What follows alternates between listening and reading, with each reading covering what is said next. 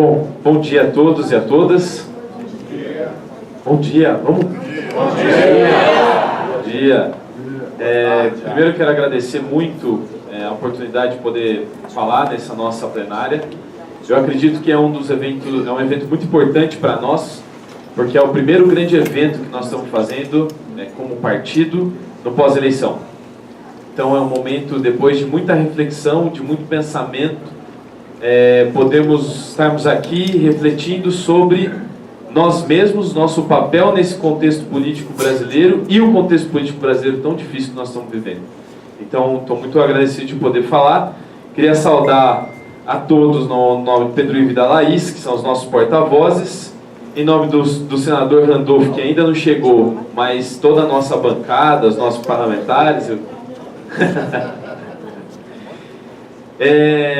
E a nossa honradíssima deputada Joênia. Tive a oportunidade de te acompanhar essa semana no Congresso. Fiquei muito feliz de te ver lá, Joênia. Foi muito emocionante quando eu cheguei no seu gabinete e vi a materialização de toda a construção da rede. Eu fiquei muito emocionado, estou muito feliz da gente poder estar aqui e de você estar lá, porque o Brasil precisa e você tem um papel super importante nesse processo. Muito obrigado.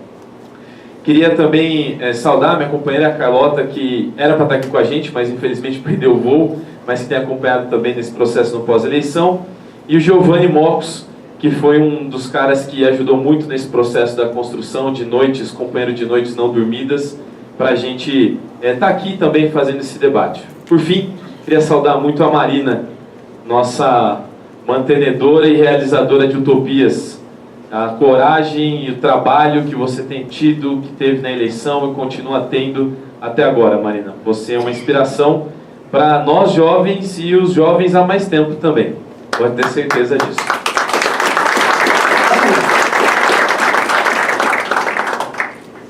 Eu acredito que esse é um momento muito importante para nós, para uma alta reflexão, para repensar como é o nosso momento, o que nós devemos fazer, qual é o nosso repensar da rede. E por isso eu quero compartilhar com vocês algumas reflexões e provocações. Primeiro, desde o começo da construção da rede, a gente se pôs à disposição, e o Pedro falou que eu sempre dizia isso, que éramos para hackear a política. Estavam criando um processo, a Marina, numa outra linguagem, falava de sermos o cavalo de Troia no sistema. Eu usava já uma linguagem um pouco mais digital, de hackear a política. E o que é hackear a política? É fazer com que o sistema, usar ferramentas do sistema para que ele gere resultados inesperados.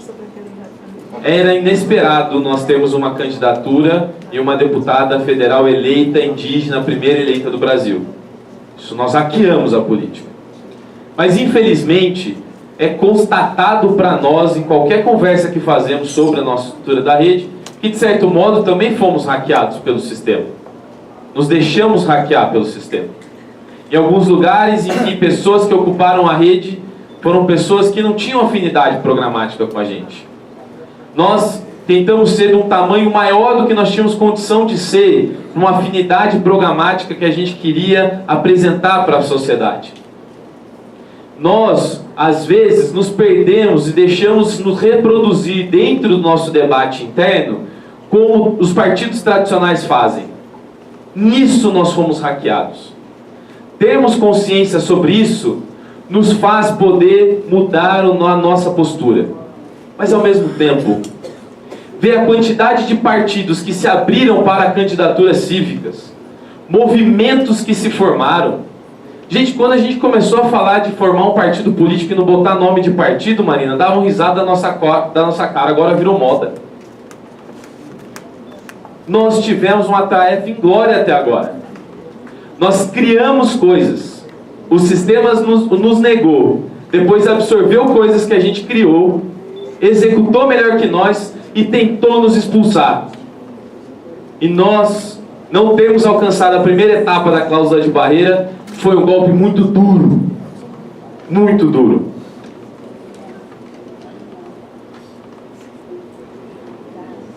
A Marina sempre disse que havia uma borda que iria encapsular o centro.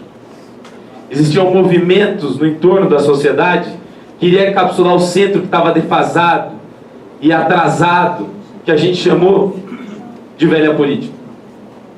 Isso aconteceu. Mas, infelizmente, quem capitaneou esse processo foi um capitão deformado que não tem valor na verdade, que utiliza de mentiras para confundir as pessoas. É doloroso ver isso. Nós estávamos certos, mas quem capitalizou isso foi de um jeito totalmente equivocado, usando na mentira a forma mais fácil de alcançar as pessoas. E a necessidade de afirmação e de desconstrução é tão grande para depor essa, que eles chamam também de velha política, que eles acabam atacando inclusive ícones que eram pacificados entre esquerda e direita. Uma hora eles dizem que não sabem quem era Chico Mendes, outra hora eles querem comemorar a ditadura militar, um dos momentos mais sombrios da nossa sociedade. Para nós, como partido, a realidade foi muito dura. Nós edificamos expectativas altíssimas na eleição de 2018. E a eleição de 2018 nos avassalou.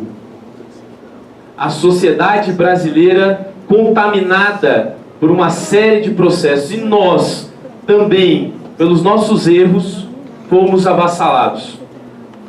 E o sonho edificado durante anos virou escombro.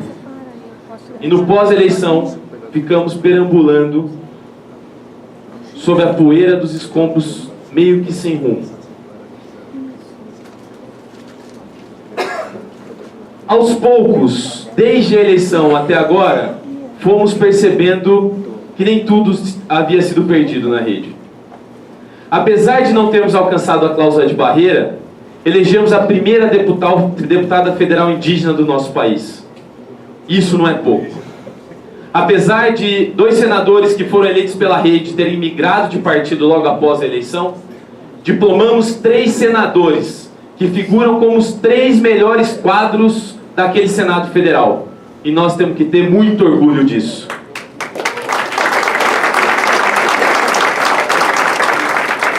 Apesar de termos perdido o fundo partidário, pessoas generosas e que acreditam na função da Rede Sustentabilidade como partido, já decidiram apoiar financeiramente nosso processo de recomeço.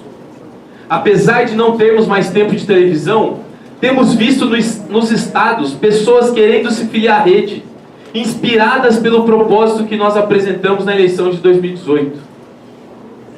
Percebemos que, apesar de não termos elegido a nossa presidente do Brasil, temos uma função social como partido político que defende a sustentabilidade.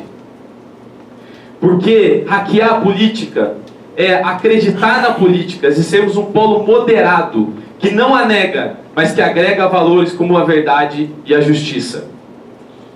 Não falamos o que é mais popular, falamos o que acreditamos que seja correto. Não falamos no calor da emoção, fazemos a reflexão antes de nos posicionarmos. Não ficamos capitalizando politicamente em factoides criados por atores políticos, mas agimos de acordo com nossos princípios e valores. O momento é duro e os nossos meios são escassos. O inverno é longo e não temos como brigar contra ele. O que nós podemos fazer é trabalhar e trabalhar duro. A responsabilidade é de cada um de nós para alcançar as metas que nós vamos ter que colocar em 2020 e 2022 e alcançar a segunda etapa da cláusula de barreira. Teremos de nos ressignificar do ponto de vista administrativo e organizacional, o que é um grande desafio para todos nós. E amanhã, as reuniões que nós vamos ter amanhã são fundamentais nessa nossa repactuação. Serão anos difíceis também do ponto de vista do contexto nacional. Já sentimos isso em 3 meses. Foram só 3 meses até agora. Vivemos em um país que a economia não tem conseguido se recuperar. Temos milhares de pessoas desempregadas, sofrendo com o aumento da pobreza. Um ataque evidente aos povos indígenas, tradicionais, LGBTs e aos direitos humanos. Sem falar dos prejuízos ao meio ambiente. Enquanto isso, boa parte dos líderes políticos estão mais preocupados com seus likes nas redes sociais do que encontrar soluções factíveis para a sociedade brasileira. Isso não é a rede. A rede está preocupada em encontrar soluções factíveis para a sociedade. Da direita à esquerda, disputas políticas mesquinhas instrumentalizam teorias da conspiração, confundem as pessoas e despolitizam a nossa sociedade. Mais do que nunca, precisamos de um partido que defenda nos parlamentos e na sociedade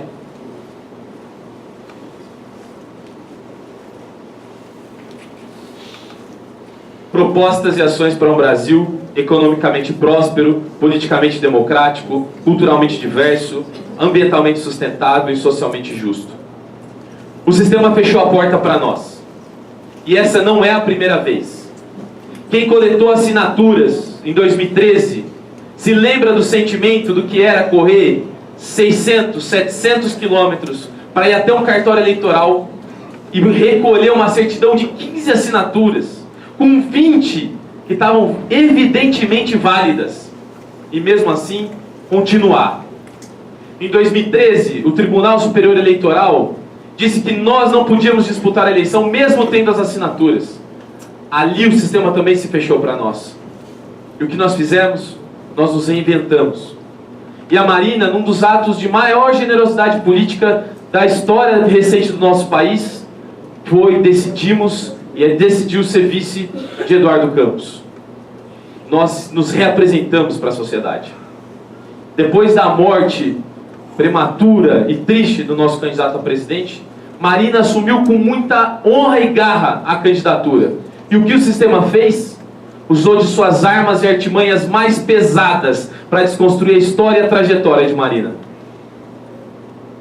Todo mundo fala da Lava Jato. Poucos dizem que todo o dinheiro usado na Lava Jato foi para desconstruir Marina. Todo o dinheiro utilizado de Caixa 2 na eleição foi utilizado para desconstruir Marina.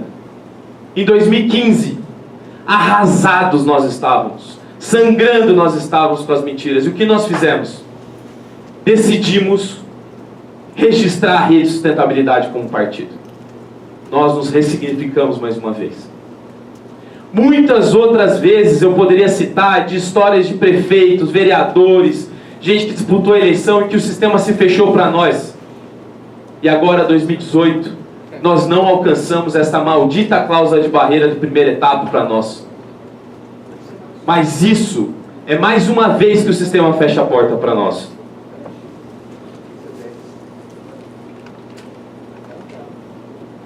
Eu compreendo o desânimo de muitos companheiros e companheiras que não conseguem ver um caminho de fato. Não é só para a rede não, mas é para o contexto político brasileiro. Está muito difícil o que está acontecendo aqui. Ainda somos uma classe ainda privilegiada, que podemos estar aqui debatendo, aqui em Brasília, mas muitos estão sofrendo na ponta, nas periferias, nas florestas.